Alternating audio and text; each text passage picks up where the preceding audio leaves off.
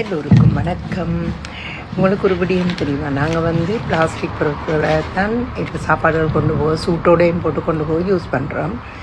நாங்கள் எங்களுக்கு இலகுவாக இப்படி பெரிய பூத்தல்கள், நல்ல பூத்தல்கள் வரைக்கும் அதில் கழுவி வச்சு ஜார் மாதிரி பெரிய வாயுள்ள பூத்தல், அதை நாங்கள் கழுவி வச்சு சூட்டு பொருட்களை போட்டு போக பாவிக்கலாம். அதிகமாக நான் இப்போ அப்படித்தான். நாங்கள் பிளாஸ்டிக் பாவிக்கிற இருந்ததுகளை முடிச்சு கொண்டு வாரம் எரிஞ்சிட்டம் சிலதில் யூஸ் பண்ணுற நாங்கள் பழங்கள் எதுவும் வெட்ட. ஆனாலும் கூடுதலாக நான் பழங்களையே இப்படி போத்துருக்க தான் வெட்டி கொண்டு வரேன். ஸோ நீங்களும் அப்படி செய்தால் நல்ல வேண்டாம். பிளாஸ்டிக் நாங்கள் யூஸ் பண்ணிக்க அதுக்குள்ளே இருக்கிற